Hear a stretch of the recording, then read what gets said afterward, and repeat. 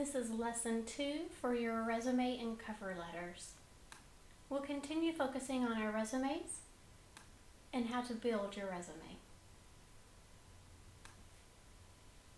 And there are different programs you can use in order to help you build and create your resume.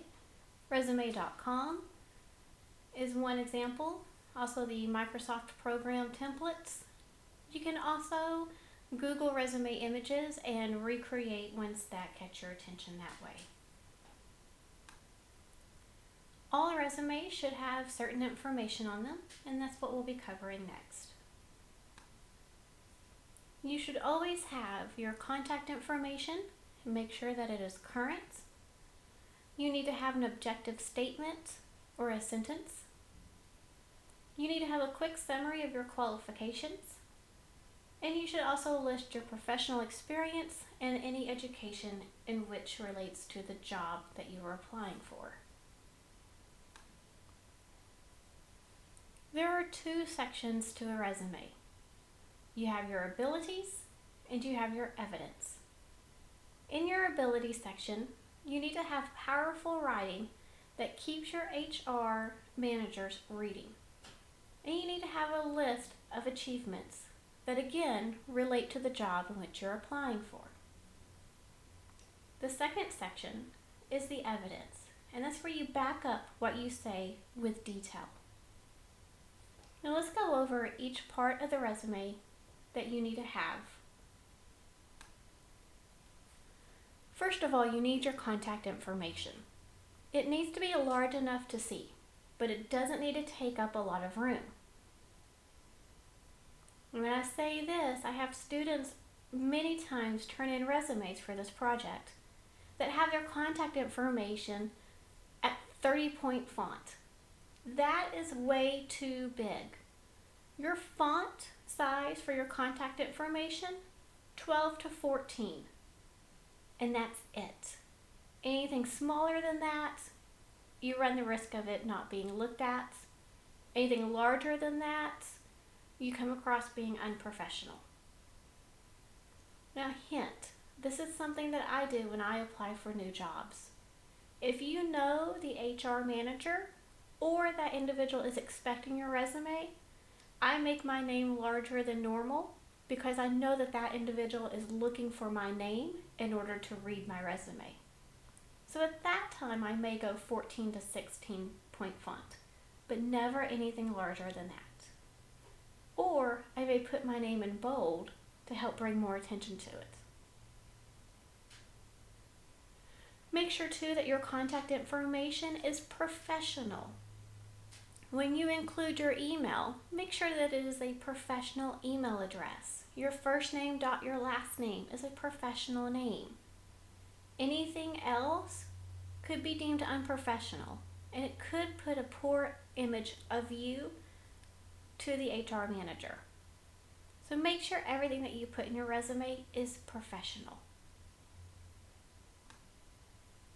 Your objective statement. This should grab attention and keep that HR manager reading your resume past that 10-second mark. This is a simple statement, and it showcases who you are and what skills you can bring to the company. An example objective statement is the following. Vice President of Marketing in an organization where a strong track record of expanding market share and internet savvy is needed. That tells me who you are and what you've done.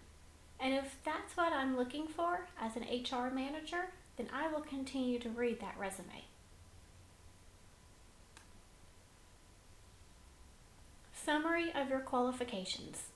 This is a quick section at the very top of your resume to showcase your abilities and special skills or experiences. Again, make sure this is at the top of the resume because HR managers spend less than 10 seconds reading each resume.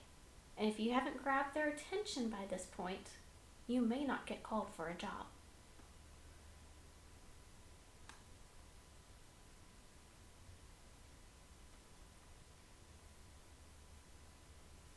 Here are some examples and some directions on how to write your summary of qualifications. A short phrase describing your profession. You can follow that by a statement of broad or specialized expertise or experiences. One or more professional or appropriate personal characteristics such as hardworking, dedicated, or a sentence describing professional objectives or interest. Again, you don't have to use all of these bullet points, but a combination of these would be perfect. You'd want to follow in with your summary qualifications by a couple of other remarks as well. You can talk about the depth of your skills or your unique mix of skills, range of environments in which you have experience, a special or well-documented accomplishment. You can also include a history of awards, promotions, or superior performance accommodations, so long as they relate to the job in which you are applying. This does not mean that for your resume, if you received Airman of the Quarter, that does not have anything to do with your job in which you will be applying for. So don't include all of your achievements, only the ones that relate to this job that you will be applying for. Here is a sample of a summary of qualifications.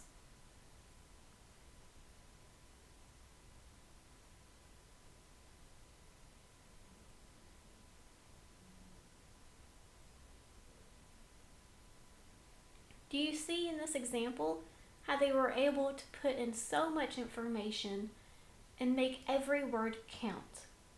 That is what you need to do for your resume. Make every word count. Everything in the summary qualifications provides interest and depth to the sentence.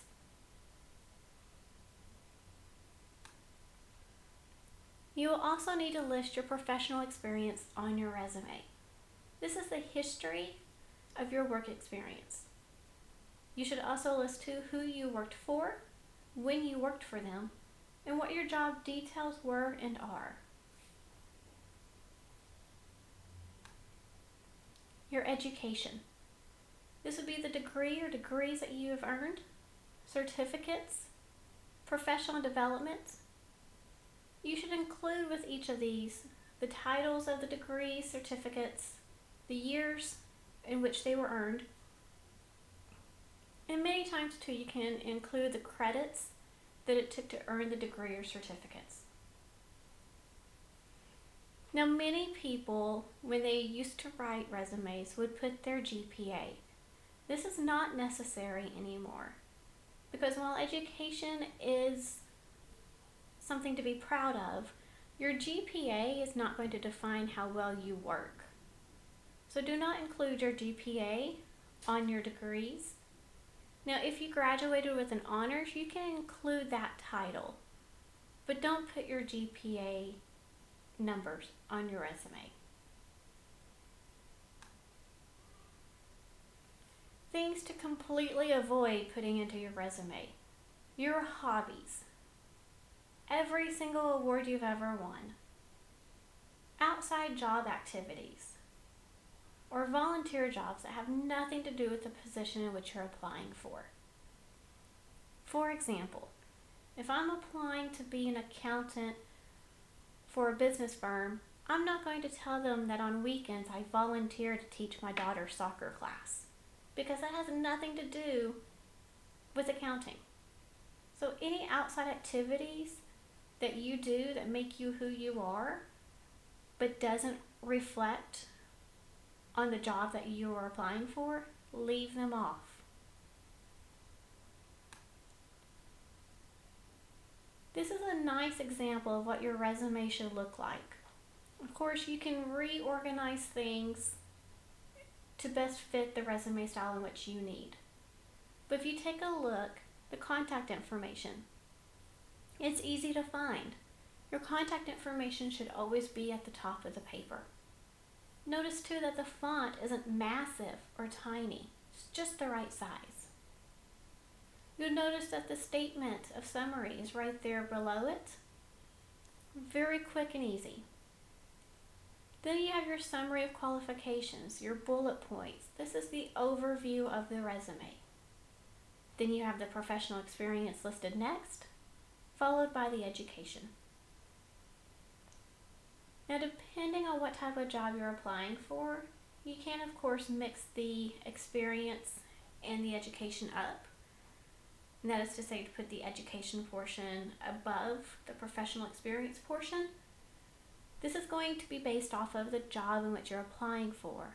So if they are more focused on that job posting on experience rather than education, then I would put experience at the top. However, if that job posting repeats the need for an educated individual, then I would put the education section on top of the professional experience section.